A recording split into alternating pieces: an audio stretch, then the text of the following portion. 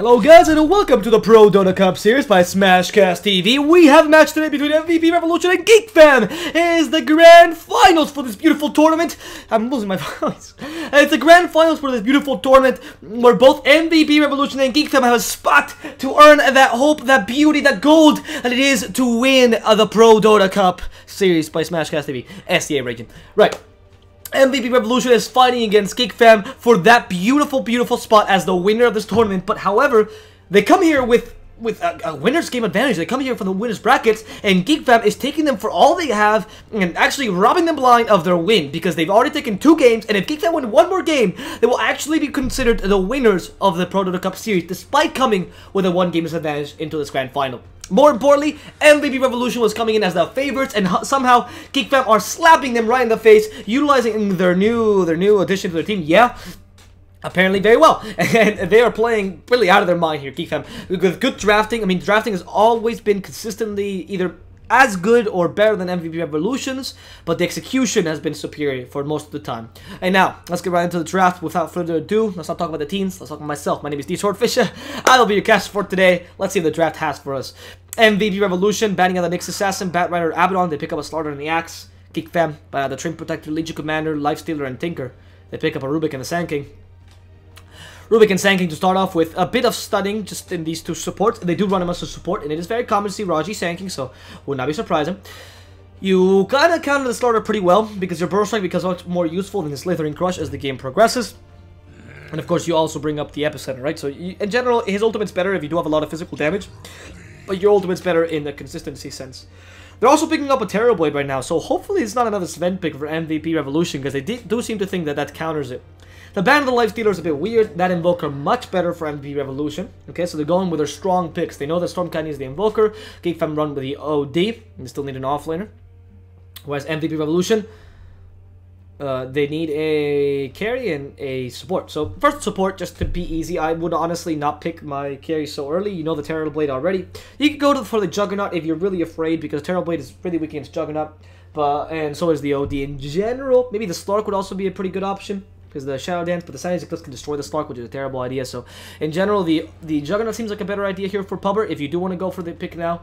If you go for supports, actually Shadow Shaman stands out as one of the better supports here. Low range, so he's not the best with Slardar, but of course the amplified damage helps the Shadow Shaman greatly. You can destroy towers a lot, very easily, and you combine with the Invoker with Shackles, so also great stuns for OD and for Terror Blade. So I do love the Shadow Shaman. That Hex is also very useful to stop the Sand King initiation because you can actually stop him in the middle of a Burrow Strike with a Hex because it's a pretty good range, and usually go for the extra cast range. Your Shackles are amazing against the OD. Jesus Christ. They went for the Sven again. Okay, this time they don't actually... They have to ban the Nyx, by the way. MVP Revolution have to ban the Nyx. That Sven pick, I mean, the second support has to be something that gives Sven some movement speed. I would honestly still ban the Shadow Shaman because of the pushing power it gives you. But maybe someone like a Spirit Breaker or something of the sort. I really can't see what could get the Sven the edge this game. The Hurricane Pike still makes him very weak. That Sunder makes it really weak. A Shadow Shaman or a Lion, someone with a lot of stuns, so the Terror Blade can't use a Sunder so easily on the Sven would be ideal here, for example, in terms of picks for the guys at MVP Revolution. The Disruptor also have been really good. I like the Disruptor pick. That, I guess it helps you when... Yeah, it helps you with the silence. What other silencers I mean, you could go for the Silencer, but that doesn't really seem like a good idea. You have a good amount of stuns, so Silencer actually works pretty decently here. And your physical damage is amplified by Slaughter. Here, MVP Revolution, definitely out of the question. You need to bang the Nyx Assassin. Nyx Assassin, strong against Sven because you can actually return the Cleave. The Invoker can't kill him. The Axe can't kill him. The Slaughter has a hard time against him because the amplified damage really yields him, but who cares? And of course, the Invoker suffers so much against the Nyx Assassin. And you don't really have much against the Invoker to begin with. In fact, he's the cross or the real issue that you're having with your draft. They ban the Timbersaw instead. I think this is a pretty obvious Nyx pick for Geek Fam. Velo plays a good Nyx as well. And you get an extra stun for this Sven, which is not bad. Now, MVP Revolution, like I said, Shadow Shaman, the Silencer, maybe as picks. It is W Zayek's pick. Could just be a Crystal Maiden, go simple. But of course, the Frostbite's quite weak against Terror Blade because you can still use Sunder. And you don't really want to use Frostbite against Outworld Devourer because you can just use Sanity Eclipse. So it's not, I mean, sorry, the Astral Imprisonment. It's not that powerful. I don't know. What is MVP Revolution going to run here? But that's those two picks. It could go. I don't think they're gonna pick either. They're actually gonna pick something different just to kind of screw over Geek Fam. But I think they're gonna pick something that's more rely on more, but it's not as powerful. Actually, never mind. That's a really good pick. That's a fantastic pick. Gives you a lot of team fight, which is what you were looking for. Much more team fight than you had before. The Clockwork is final pick for Geek Fam instead of the Knicks. Okay, that is. I don't agree with that. But the Jakiro is a very good idea. You have a much more air stun than you would if you have the Shadow Shaman, of course. You still have the stun to stop the OD, and you actually stop him despite his Astral Imprisonment, which is great. The Shadow Shaman doesn't have the ability to do so, so a Blink Dagger can really screw you over. Jakiro is great at cancelling that OD ultimate. The Macropyre is fantastic as well, just cancelling a Blink Dagger by the OD, so that's good.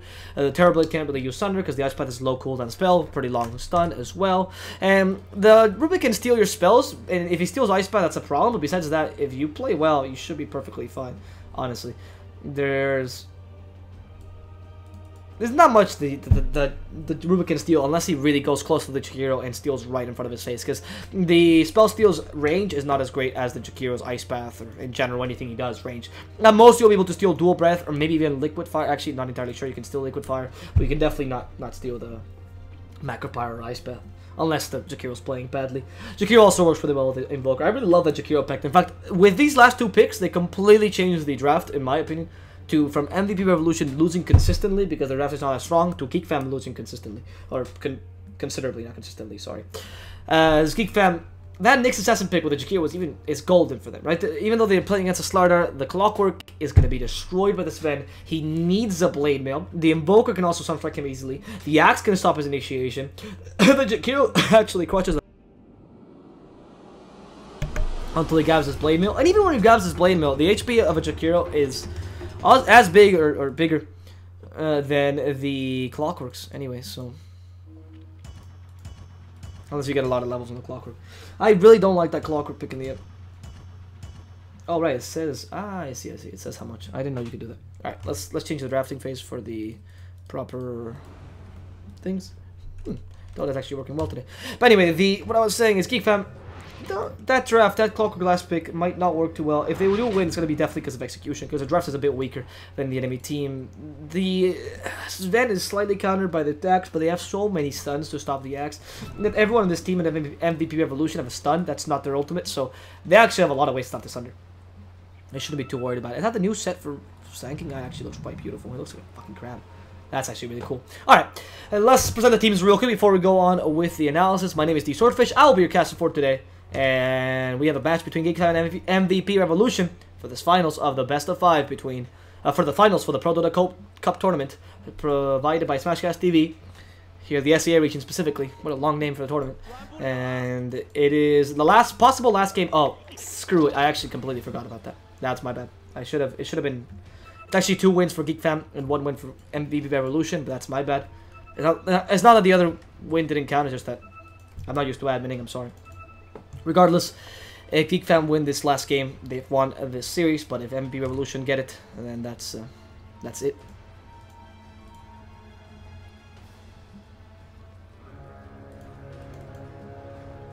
So now let's see the last match between MVP Revolution and Geek Fam.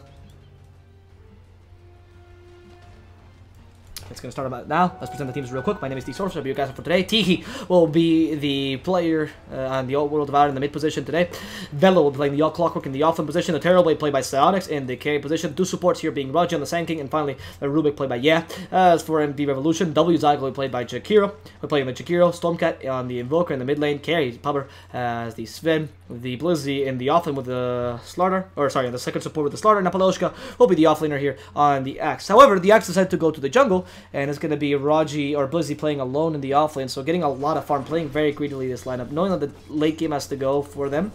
And they do know that the lanes are not as strong for Geek Fam, but not particularly weak either. You're going to need a lot of rotation from your supports to be able to make this work. The Jakiro helps your Sven to make sure that Sven can get a pretty consistent amount of farm. But I don't know where the stack's going to come from for Pubber, and this is the same thing that screwed them over last game. Pubber does need some stacks to recover, and he's not going to have them. Blizzy's going to have a hard time in this bottom lane as well, so he's only going to be able to have experience, which is fine for him. But of course, you'd like to stab a bit more. And this mid lane is not too beneficial for the Outworld Devourer, or sorry, for the Invoker either.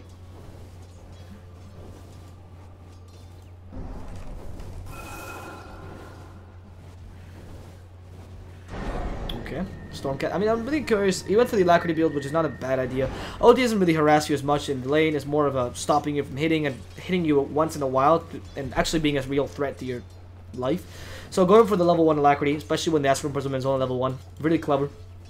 And then you still get the traditional 2. I mean, I don't even think you need 2 points in quads with this one. Maybe 1 point in quads, certainly for the Ghost Walk of the Tornado, but that's it. Not the 2 points in quads. You do have a lot of regen. He did go for the tangos early on. Eats actually brings 3 Iron branches just to heal up. Not a bad idea. And now Velo, dual breath. Pubber, careful. He does have the war cry.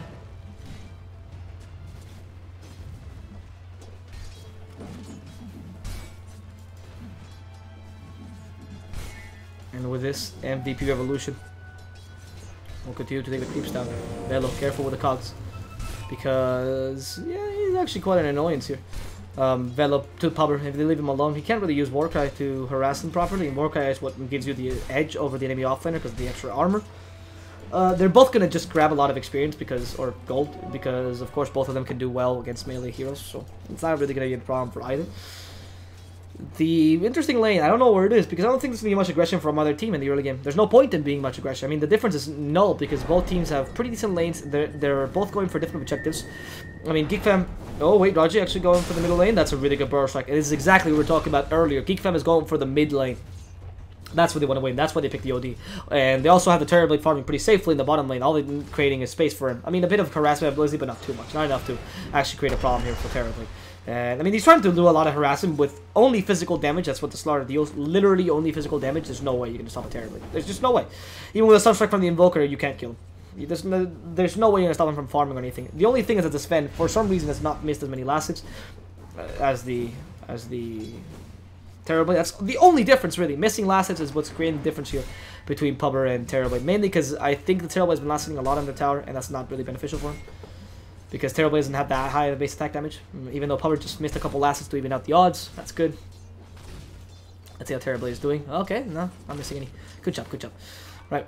Zayak, okay, they ate a mango, and even the cogs actually, Zayak is going to die for sure. The burst strike is available, but it's only level 1, so not that great of a range. They're diving the tower considerably. W Zayak has to get out of these cogs, but no, the battery soul is too strong for him, and now the burst strike stopped the attack from Sven. They ensure that Velo can survive, and they also got the kill on Jakiro. Another easy victory, honestly, for Geek Fam. Alacrity and Stormcat.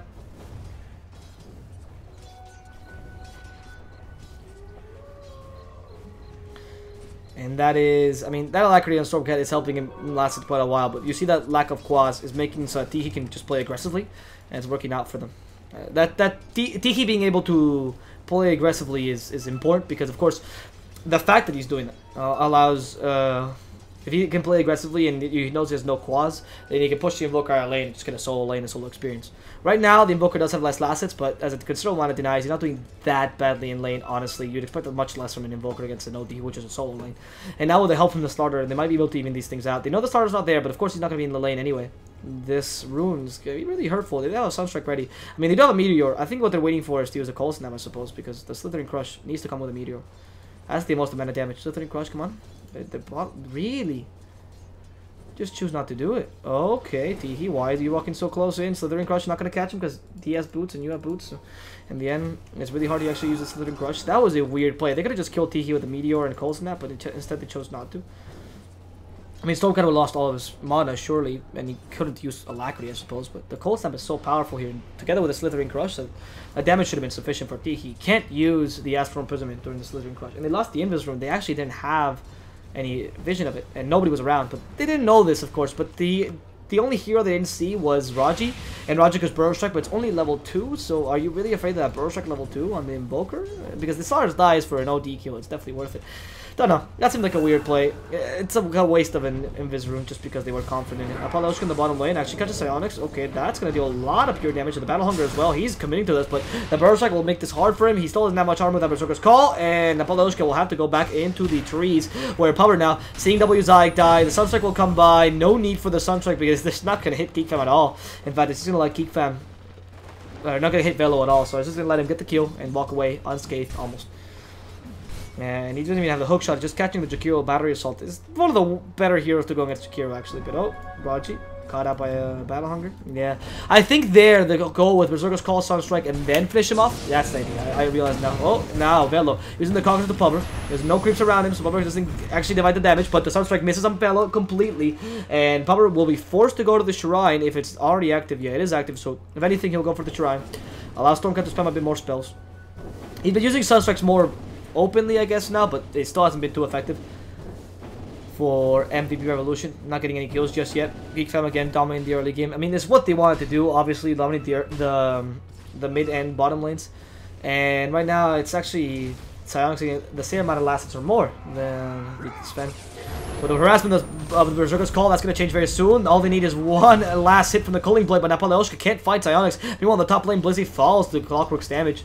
And what they're doing really well here, Geek Fam, is that they're actually putting a lot of pressure with the Clockwork. I mean, surely they rotated the Axe just so they can put a pressure onto Psyonix as well, because the pure damage the Axe does is insanely powerful. But right now, I mean, they're just doing really badly in the top lane, because this Velo is just doing everything he can with the Clockwork. Now Stormcat, careful, because he used the Cold Snap, and he could be just going back onto T. He doesn't want to fight this, of course, in the middle of the Cold Snap, because if he does, that could be an easy kill onto him if they just TP there. What they didn't know is that the supports didn't have any TPs. Well, I guess Starter did, so Starter could have TP'd there. It helped out. Now, this Clockwork pick, oh, did Stormcat just get, oh, Tiki actually just killed Stormcat. What the hell? You just walk up to him? Yeah, you just walked up to him and just killed him. Because Stormcat was not prepared, the TP wasn't, or didn't come up by the Starter. He was really low on HP, and another kill into the mid lane. Now they're winning 3 lanes, pretty much. They're winning 3 lanes. So the Clockwork actually got a considerable amount of last hits in this lane. Sure, his net worth is below this fence. That has to happen. But he's getting so many kills in the enemy supports that he's more than happy about this. I mean, he's been able to get in really early Earnest Shadows. Able to cancel the Black Axe's Blink with that. And even the Sven's Blink as well. That's insanely powerful. Because Sven nowadays likes to go for Mask of Madness. Likes to go... I mean, we've seen Potter play Sven. Mask of Madness... what was the next time he went for? Echo Saber sometimes? I don't know if he went for Echo Saber. I do think it was...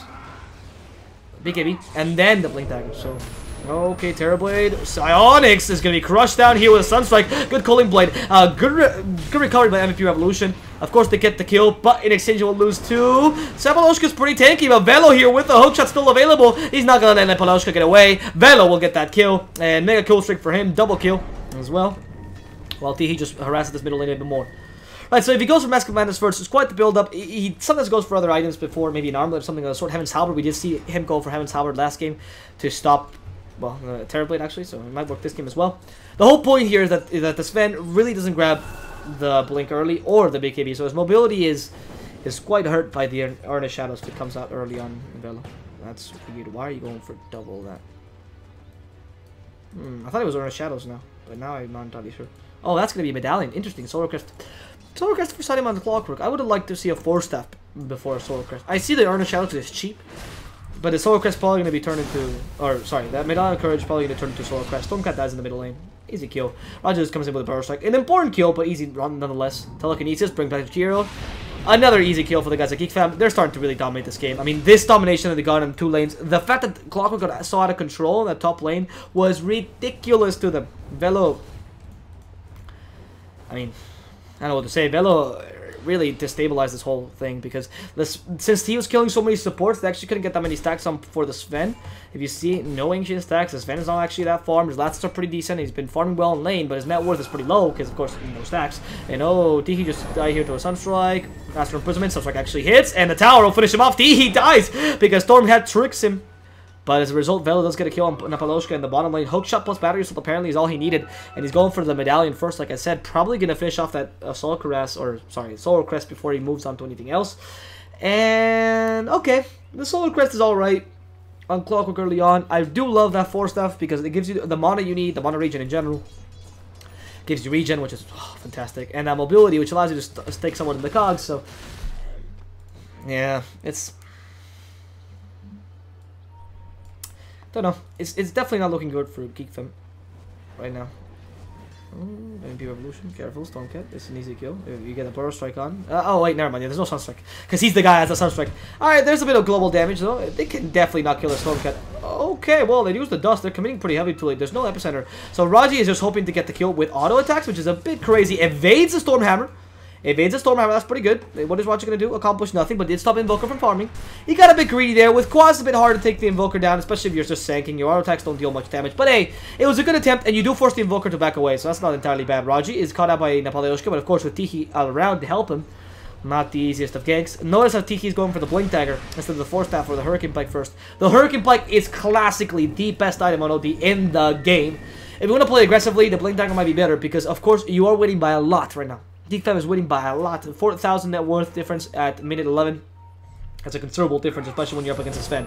This is a really good kill, though. Sunstrike, easy kill onto the Terror Blade. They keep killing the Terror Blade, but as a result, Velo gets another kill. Another kill onto the Slardar. And yeah, now they find the Jakiro. Jakiro will also go down, stunned and destroyed. And Geek Fam is on an assault squad. They're finding someone else. And this person is named by Napoleoshka. Gonna try to TP here. Raji might find him. Burst Strike. Is he just gonna guess? Just gonna guess? No.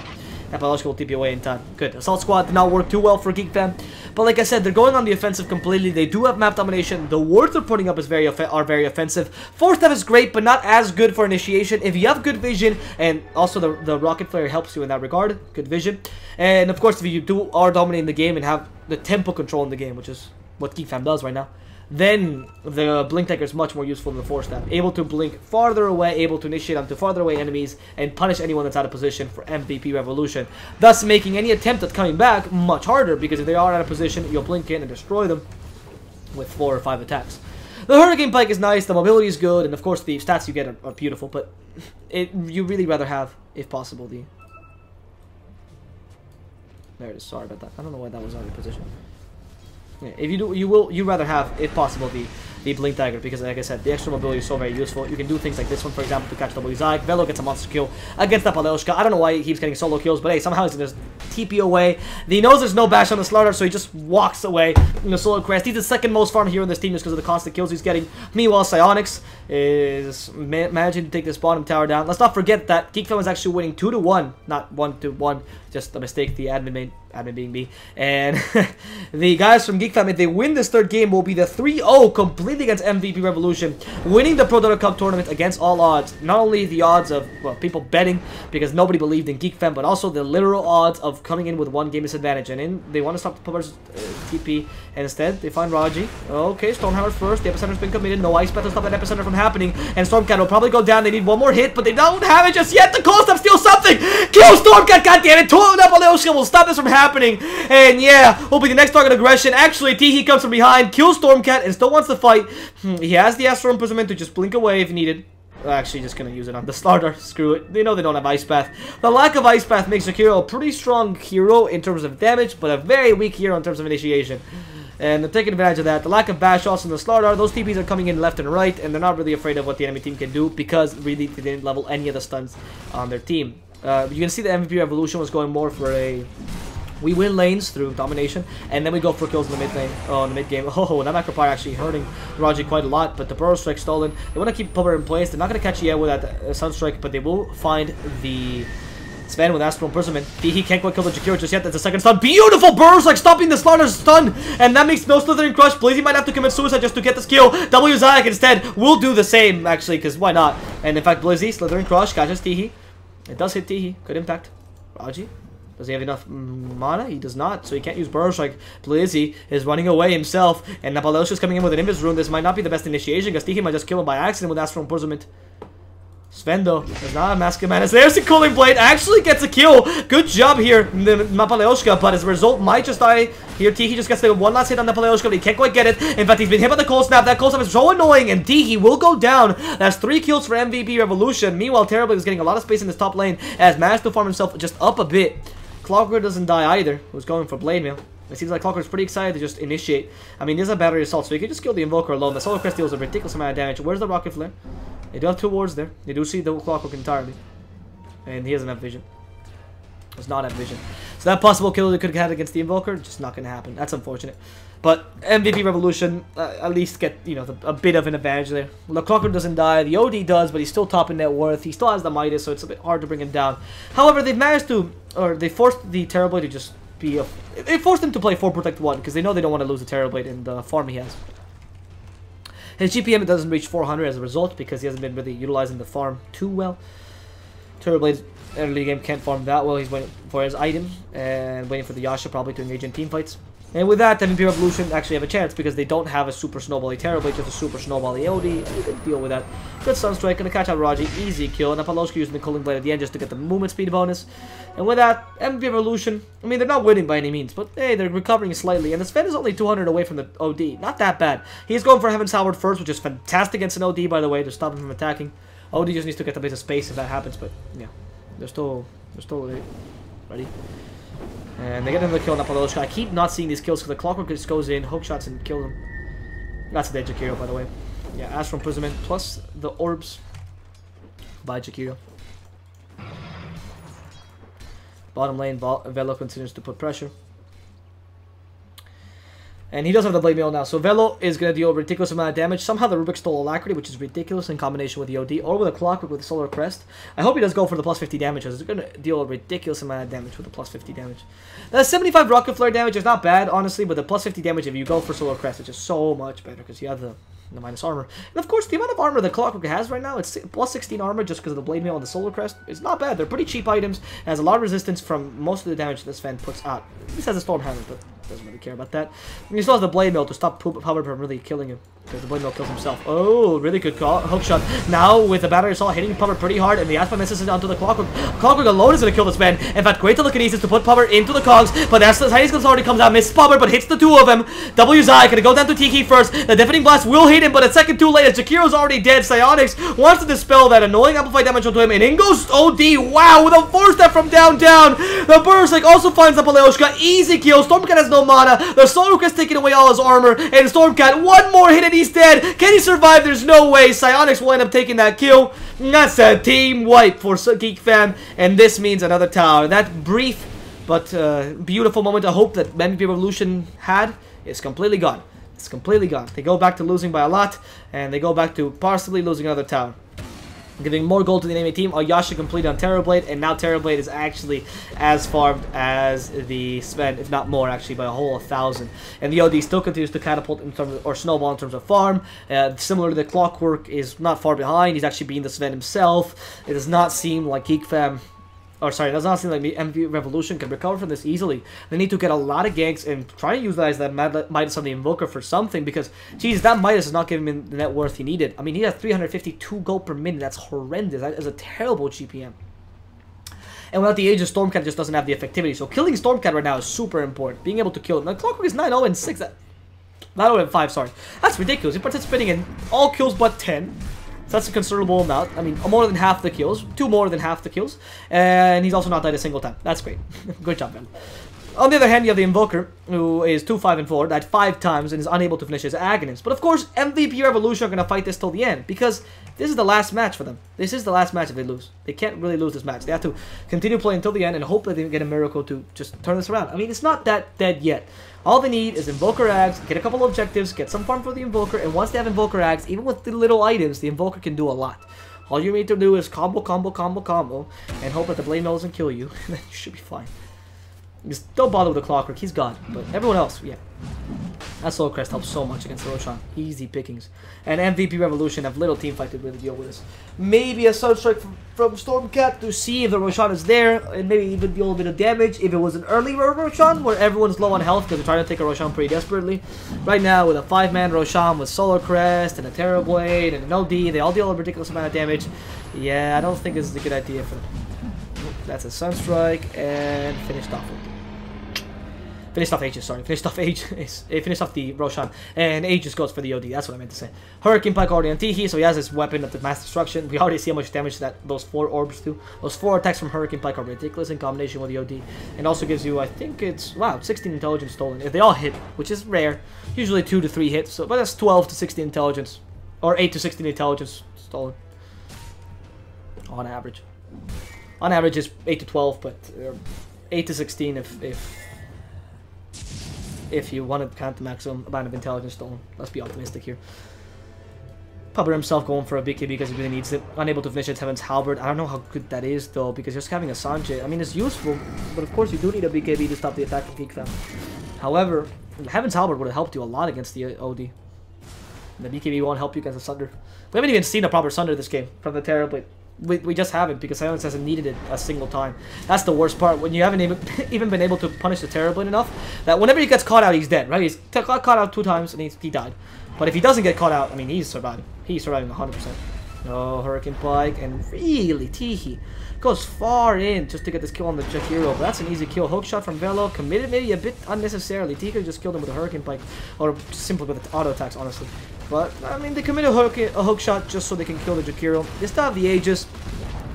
And killing the Jakiro means no Ice Path for a while. 20 seconds or so. It's not that big a deal, frankly. For MVP Revolution, it's probably one of the easier kills they got. One of the least important people to lose. D himself is just putting a lot of pressure, knowing that he's got it with the Aegis. He's not attacking the towers because he doesn't need to attack the towers. It's actually the Terrorblade as the major pushing power. All he needs to do... Oh, that's a really good Macropire stolen by the Rubik. Pupper's in trouble, but he's not going to die. No. They're not coming into this. Not coming into this. What is the OD? I couldn't quite tell. Oh, in they go. They are coming into this, actually. But it's MVPR who's going to get the first kill. Onto the Terrorblade. No Sunder for you, they say. As Napaloshka, stuck against the Clockwork, continues to spin. The Epicenter finally comes out. And with a Size Eclipse, they destroy 2. But it's only enough lane to support the 2 carries here. So the 2 main cores for MVP Revolution are still alive, and you lost your Terrorblade, you lost your pushing power. Is it the smartest choice to keep on going? Yeah, Geek Fam is not that easy, is it? You can't just walk away and try to get the game already. Yeah, though, is being harassed, and he's still amplified damage. Sounds like he's going to finish him off, and Tiki can't help him in time. They could have killed Pubber here because he did use his BKB and just punish him afterwards, but I'm not going to decide to do that. The Terrorblade comes back very soon, and he doesn't have travel boots, but he can just walk back, I suppose. I mean, they could just wait. Right now, the good advantage of the fact that, or the advantage of they're pushing so early, minute 22, surely your heroes are not as strong and they can't take towers as easily, so pushing is harder, and the same goes for killing enemy heroes. They respawn pretty quickly, so pushing is harder, but at the same time, you respawn pretty quickly, so throwing bodies to the wall, much more viable strategy, unless you're losing by this much. If you're losing, by winning by this much. If you're winning by this much, throwing bodies to the wall will usually just give gold to the wall, and that's not good. Earnest Shadows. No, what is this second gauntlet for? I actually have no clue. What do you need for the second gauntlet? What the hell? Alright, this clock went for Earnest Shadows afterwards. I would like the Earnest Shadows earlier, but I suppose now you cancel the Blink Dagger for the Slaughter as well. You cancel the Blink Dagger for Pubber very soon. The Blink Dagger for a possible Invoker. Maybe he was waiting till someone got the Blink Dagger. Oh, wow. That hook shot would have hit Pubber too. That's the worst part. Oh, okay, find another Zodiac. Jakiro hates Clockwork. Jakiro hates Clockwork. Oh no, who did they catch out here? I think it was the Sven. They hate the Sven with Astral Imprisonment, and oh, Pablo. They have to save him with Slithering Crush. That's pretty good. The hook shot's not available, but the Burst Strike is. And Pubber's gonna go down to just one more hit from the OD. That Solar Crest makes him so vulnerable. That's 50 seconds without the Sven. How is MVP Revolution supposed to defend this against a Terrorblade and an OD? A lot of damage coming their way, and some of it is physical for the towers, some of it is pure for the heroes. So Alex turns everyone into the Metamorphosized state. Jakiro comes back. His Ice Pass might be what they need here. The Ice Wall's already been used. There they go into Stormcat. Wow! Tiki does not give 2 shits. He still has the Aegis. Berserk on the 2. They're going to kill the 2 supporting cats first. And Napaloshka got caught on the cog. So he destroys, yes, the Terrorblade. But Napaloshka will die as a result. So for now, MVP Revolution lose 3. No, Napaloshka's still alive. The Macropire helping him greatly. But here, Tiki manages to get the kill onto almost everyone in MVP Revolution. Final heroes, Geek Fam. They managed to kill him off. There's buybacks everywhere. Everyone is buying back to kill Tiki. And he still has his Aegis. So he's going to lose it in 20 seconds. Can they finish him off? They're going to go onto the Axe Burst. Strike to stop him. Great Berserker's called though. But the Axe is not a dieback. So is the Slaughter. They can't come back right now. The Epicenter was committed unnecessarily, and the only things that are left right now to defend this tower is an Invoker and a Sven. Tiki knows he can play pretty aggressively. Pablo does not want to sacrifice himself for a possible kill onto the Aegis, but of course the Aegis is going to be taken away, and Tiki could still play more aggressively, just, you know, utilizing the fact that he has that extra life. But 84 I mean, 80 intelligence stolen. He really should play a bit more aggressively here, utilizing the extra pushing power they got. But it has to back out. They already forced a lot of buybacks. They forced 2 diebacks, in fact. And the respawn time is so low by the Axe and by the Sven, or the Slaughter, sorry, that even though they did buy back, it didn't add that much to their respawn timer. But Geek Fam are having a hard time besieging the side ground. I mean, even if it's because of buybacks or anything, all the resources are being lost by MVP Revolution constantly. You know, earlier it was being able to use all the ultimates at once, and Berserker's Call, which always comes at the right time, by the way. Berserker's Call was catching up the Terrorblade pretty good. And using Macropire constantly, but not, right? So first it was that. Now they're using all the buybacks. Now that they don't have buybacks, they're running out of things to do to defend the towers. The Sven can't die here. The Sven really can't die. He might have buyback, but if he does, that's it. Oh, yeah. Easy count to the Jakiro. They have a Burrow Strike. No need to use the Telekinesis. They actually stopped the Telekinesis by accident. That's not what I meant to do. Battery assault, not even being committed. Velo, oh, no need, doesn't have battery assault. That's why I wasn't using it. Okay, go for solo crest instead. But in the bottom lane, another kill onto Psionics. Napalyoshka jumps onto him, blink dagger, and I think that's it. I can't see these solo kills because they don't really show up in the map. I'm sorry, I'm not really used to being the best cameraman, but those solo kills they keep getting is mainly on Psionics, who's in a constant bad position. His net worth is going down below the clockworks. The fact that your offlaner is more farmed than you is a good sign for your offlaner, but terrible sign for your carry, because your offlaner should never be more farmed than you. If the enemy offlaner is more farmed than you, you're screwed. But if your offlaner is more farmed than you, it's more of a little warning signal, like, okay, you might be winning, but you're not winning by that much. Careful, Terrorblade, careful. Because he does have a Manta style, but I mean, his Manta style is coming super late. 27 minutes in after a Dragonlance. His goal per minute is not surpassed the 420 mark. That is not good for a Terrorblade whatsoever. The only people that have surpassed the 500 goal mark or GPM mark is the Sven and the OD. And the Sven makes a lot of sense, the OD, because he has Midas, but that is usually more than one person, especially if you have a Terrorblade who should farm much faster than this. So Psionics is not really the main goal here. The Psionics, or not really the main hero here, it's really OD. And he's carrying this game entirely. And to some degree the Clockwork, but the Clockwork will fall off. OD will not. And that Shivas really makes him very powerful against the Sven, and adds a bit of nuke damage as well, because why not? And this makes it really hard for the Sven to actually, or the Terrorblade to do much rather than push. They only rely on him for pushing, and this is going to be the first kill on the Clockwork. That's a very valuable kill, by the way. If they let Sven take it, Velo will be worth a lot. There it is. Sven takes it. Oh, no, not the first kill on the Clockwork. He did a bit earlier before. But he still gets a considerable amount of gold out of it. 400 gold for Mr. Sven. They got 1,000 gold out of this. Wow, that was really good kill. And that was with 4 people assisting. So that's not bad for MVP Revolution. Getting a good amount of gold gain. And these pickoffs might be the doom of Geek Fam. They might be their downfall.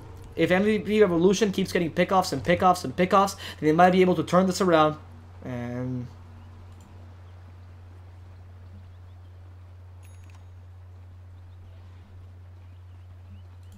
well, that was, I mean, the constant pickoffs might turn this game around, so that MVP Revolution can eventually win this. I mean, they do have his Sven in the late game. It's not that the Sven is bad in the late game. Sven doesn't do that badly against Terrorblade. You're still suffering as a Sunder, but for now they have enough stuns to control the Sunder, apparently, because Terrorblade hasn't been able to use a single Sunder this whole game. And yeah, once it was certainly because of his... Once it was certainly because of the fact that he had the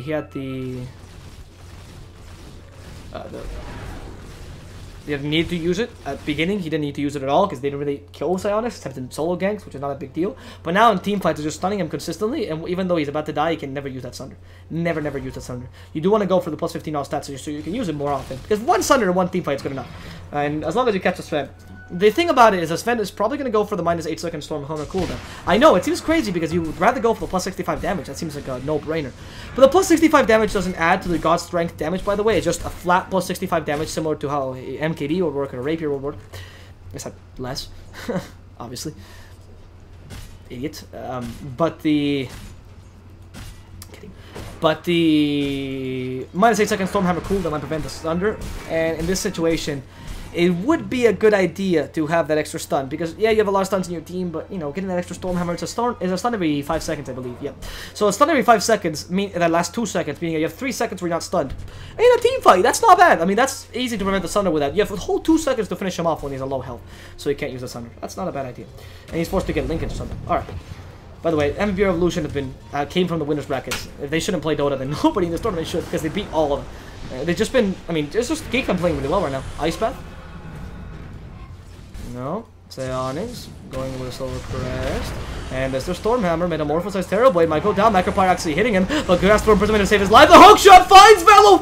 Oh my god, what a beautiful hook shot! He actually gonna skill Storm Cannon in the backlines, but he uses the Ghost Walk in the last second. The Epicenter also committed here, and they might destroy 3. Napaloshka's the first target of aggression, and they do kill off the Invoker. Now the Jakiro, 2 are falling. The third one will be Napalyoshka. They also kill the Sven, who has to buy back immediately, but this is not looking good for MVP Revolution. One last burst like just to finish on Napalyoshka. He's really tanky, but not tanky enough to top Geek Fam's damage. And now the first lane of Rax goes down for Geek Fam. MVP Revolution will be forced to call the GG. And that's game number 3 going in favor of Geek Fam. A 3-0. A 3-0 completely.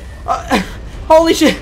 Geek Fam actually beat MVP Revolution, coming with a 1-game advantage. They go through the obstacle course in the losers brackets. They beat Nasty Potato this morning for a 2-0, and now complete the cycle by not losing a single game today, beating MVP Revolution with a 3-game advantage to 0 game. Sorry, with a 1-game advantage with a 3-0. I mean 3-1 technically, I guess. But great job to Geek Fam. Philippines is proud, and this is the end of the ProDota Cup by Smashcast SCA region.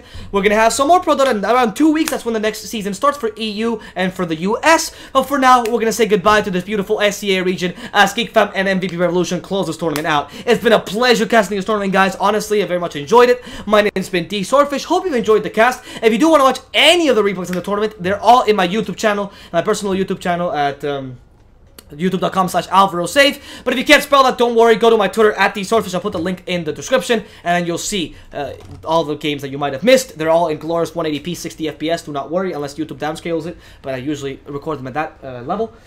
That's it, guys. Hope you've enjoyed the cast, really. I hope you enjoyed the games, and it's congratulations to Geek Fam for winning ProDota Cup season number 8 of the ProDota Cup season number 8 SCA region specifically.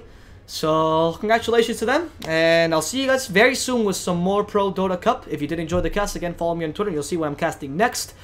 And hopefully it's some more ProDota Cup, because these tournaments have been very exciting. Hope you enjoyed the cast, and I'll see you guys very soon with some more Dota 2 of any kind. Until then, guys.